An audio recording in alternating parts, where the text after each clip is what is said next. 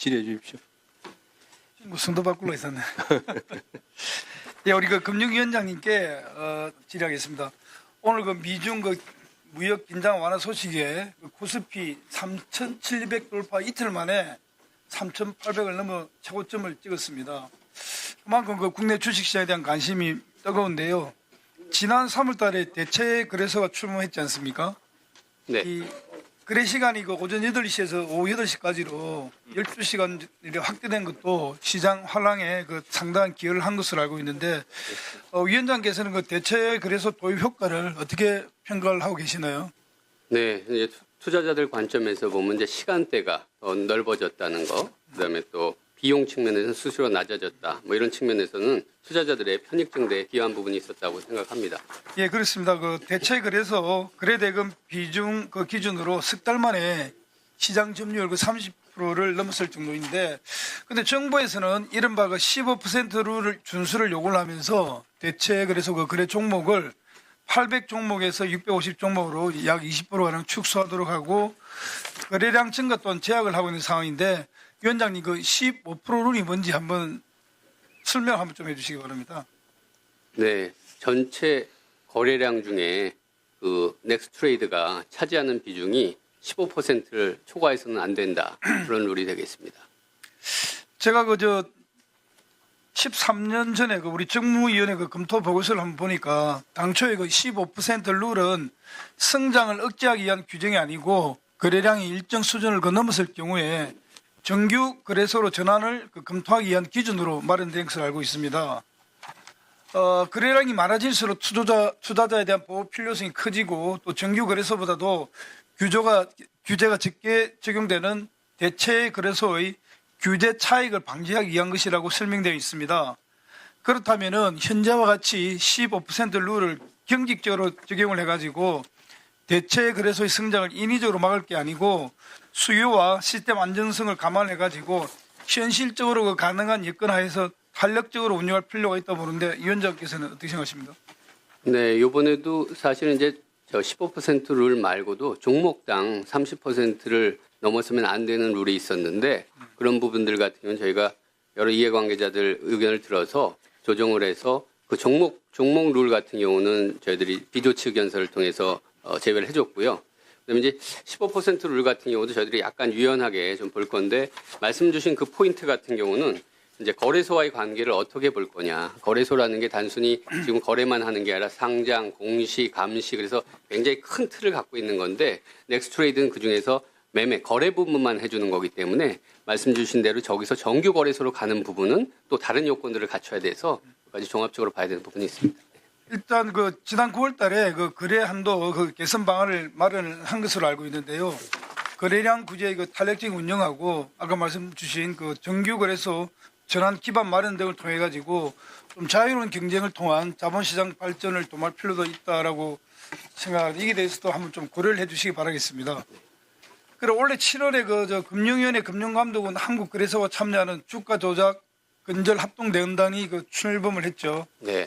이게 그 한국판 증권거래위원회 SEC가 설립되는 게 아니냐는 이야기도 나오는데, 우리 이와 관련해서 뭐 검토가 좀 이루어진 게 있습니까? 이 부분의 저 기능들은 여러 의원님들 말씀해 주신 대로 이 기능을 훨씬 더 강화해야 되고요. 그러려면 결국 인력, 조직 이런 부분까지 확대돼야 되는데, 하여간에 이런 쪽으로 계속해서 저희들이 더 노력하도록 하겠습니다. 예, 그동안 우리나라 그 불공정 거래 그 대응 업무는 여러 그 기관에 그 분산되어 가지고 조사의 효율성이 떨어지고 중복 업무가 발생한다는 지적이 꾸준히 제기되어 왔습니다. 현재의 그 대응 체계를 보면은 한국거래소에서 그 이상 거래를 포착해서 우리 그 금융당국에 보고를 하게 되면은 금융당국은 조사를 거쳐 가지고 행정 제재를 하고 이후에 그 수사기관의 사건을 이첩하는 구조로 되어 있는데, 이 과정에서 불공정 거래 적발 후 제재까지 1년 넘어 소요되는 경우도 적지 않습니다. 그래서 이런저런 여러 가지 측면을 좀 고려를 한다면은 우리나라도 별도의 그 시장 감시 기구를 그 마련해 가지고 조사의 효율성, 공정성을 제고할 필요 있다고 보는데, 위원장께서 어떻게 생각하시나요? 네, 궁극적으로는 뭐 그렇게까지 가야 된다고 저는 개인적으로 생각합니다. 예, 이와 관련해 가지고 우리 의원실에서 최근에 그 자본시장과 금융투자업에 관한 법률 개정안을 발의해서 시장감시위원회 그 독립기구와 근거를 마련하도록 했는데 좀 관심을 가지시고 제도 개선 방안을 한번 마련해 주시기 바랍니다. 예. 그리고 금융위원장님 그 사기 이용 계좌 명의인 채무 부존재 확인 소송 남용 문제를 한번 지적해 보겠습니다. 본 의원이 직접 그 제보받은 내용인데 현재 그 법원에 가보면은 보이스피싱 그 사기 조직이 거꾸로 피해자에게 소송을 걸어가지고 진행 중인 사건이 상당히 많다고 하는데요. 주로 활용되고 있는 조문이 전기통신 금융사기 피해 방지 및 피해금 환급에 관한 특별법 제4조 2 제2항인데 이게 2018년도에 새로 도입된 그 조문입니다. 그 당시에 상품금을 통한 보이스피싱 사기가 늘어나면서 선의의 그 상품금 판매인들이 수사기관에 의해 가지고 부당하게 계좌 지급 정지당하는 사례가 많았습니다. 그래서 이들을 보호하기 위해서 채무 부존재 확인 및 부당이득 반환 소송 등을 통해서 거래 제한 조치를 해제할 수 있도록 한 내용인데 최근에 그 사기 조직들이 해당 규정을 악용을 해가지고 SNS 그 대출 상담을 빙자해서 여러 계좌를 수집한 후에 가상화폐 상거래가 이뤄진 것처럼 꾸며낸 뒤에 정당한 계좌 주인 것처럼 가정해서 자기가 피해자인 것처럼 해서 그 피해자를 대상으로 채무 부존재 확인 소송을 제기하고 있다고 하는데요. 이를 통해 가지고 계좌의 지급 정지를 종료시키고 이 계좌를 또 다른 범죄에 악용하고 있다고 하는데 피해자로서는 이 대포 통장자와는 일면식도 없고 또 상거래가 조작되었다는 사실을 밝힐 방법도 없습니다. 이미 그 사기 범죄로 재산을 잃은 상황에서 변호사를 선임할 엄두조차도 못 내고 있는데 오히려 사기 조직들은 전문 로펌을 선임을 해가지고 소송을 제기해서 만약 소송을 제기만 하면은 법상 피해 환급 절차와 금융거래 제한 조치가 모두 종료가 되고 있다고 합니다.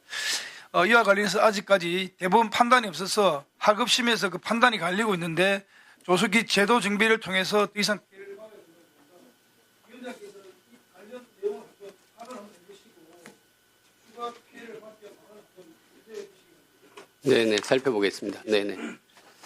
자, 수고하셨습니다. 자, 참고로 오늘 회의 진행은